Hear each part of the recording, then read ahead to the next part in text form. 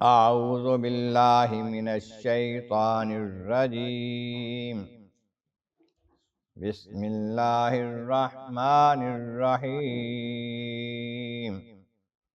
لعمرک انہم لفی سکرتہم یعمہون فأخذتهم الصیحة مشرکین فجعلنا عالیہا سافلہا وأمطرنا عليهم حجارة من سجيل إن في ذلك لآيات للمتوسمين وإنها لبسبيل مقيم إن في ذلك لآية للمؤمنين صدق الله العظيم۔ حمد و ثناء رب کریم اور درود و سلام بر سید خیر الانام کے بعد سورۃ الحجر کی آیت نمبر 72 تا 77 تلاوت کی گئی ہیں، جو 14ویں پارے کے 5ویں رکوع میں ہے۔ اس سے پہلی آیتوں میں فرمایا گیا کہ جب لوط علیہ السلام کے پاس فرشتے انسانی شکل میں آ گئے، نوجوان لڑکوں کی صورت میں، تو قوم کے لوگ جو لڑکوں کے ساتھ بدفعلی کرتے تھے ان کو پتہ چلا، وہ بھاگے آئے لوط علیہ السلام کے گھر۔ لوط علیہ السلام نے انہیں روکا، انہیں سمجھایا کہ یہ میرے مہمان ہیں، ان کے بارے میں مجھے رسوا نہ کرو اور اللہ سے ڈرو۔ وہ کہنے لگے ہم نے آپ کو منع نہیں کیا ہوا کہ ہمارے معاملات میں دخل نہ دیا کرو،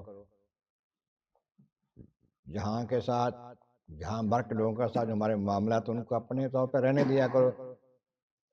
آپ نے فرمایا کہ یہ لڑکے ہیں، مرد ہیں، ان کو چھوڑ دو، لڑکیاں تمہاری اس قوم میں بہت ہیں، میری بیٹیاں ہیں وہ ساری، ان سے نکاح کر لو۔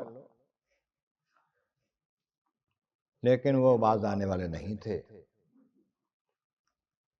روایات میں آتا ہے کہ پھر فرشتوں نے کہا کہ آپ چھوڑ دیں ان کو، ایک پر مارا، سارے اندھے ہو کے باہر کو بھاگے۔ بتا تو دیا تھا کہ ہم ان کو عذاب دینے کے لیے آئے ہیں۔ اب خالق کائنات اپنے محبوب سے فرماتا ہے، محبوب لعمرک، آپ کی عمر کی قسم، آپ کی جان کی قسم، وہ لوگ اپنے نشے میں بھٹک رہے تھے، مست تھے، کہاں سنتے بات لوط علیہ السلام کی۔ یہ بھی کہا جاتا ہے کہ یہ کلمات جو ہیں فرشتوں کے ہیں۔ لوط علیہ السلام کو کہا آپ کی عمر کی قسم، یہ لوگ آپ کی بات نہیں مانیں گے، نہیں سمجھیں گے۔ پھر لوط علیہ السلام کو جب بتایا گیا کہ آپ نے نکل جانا رات رات، وہ نکل گئے اپنی بستی سے۔ اخذتهم الصیحة مشرقین، تو پھر صبح ہوتے ہی ان کو ایک تیز چنگھاڑ نے پکڑ لیا، تیز آواز، چیخ۔ کہتے ہیں کہ وہ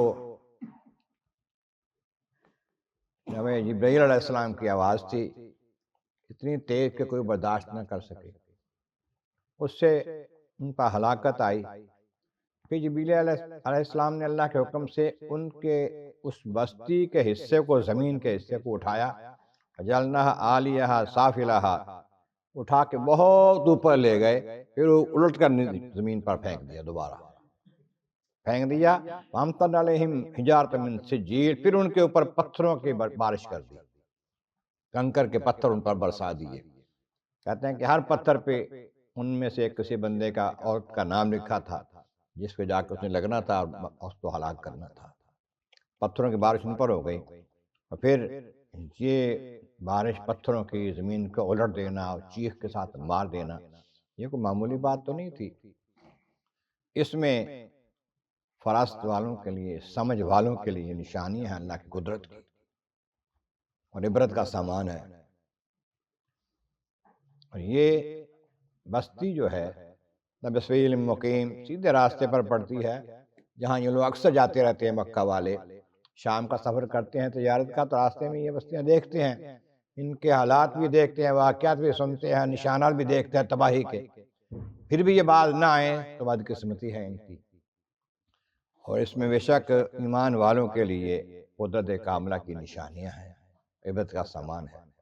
اللہ تبارک و تعالیٰ کی بارگاہ میں مولا کریم محبوب کریم کا صدقہ قرآن کریم کا فہم اور اعمال صالح نصیب فرما۔ وآخر دعوانا ان الحمد للہ رب العالمین۔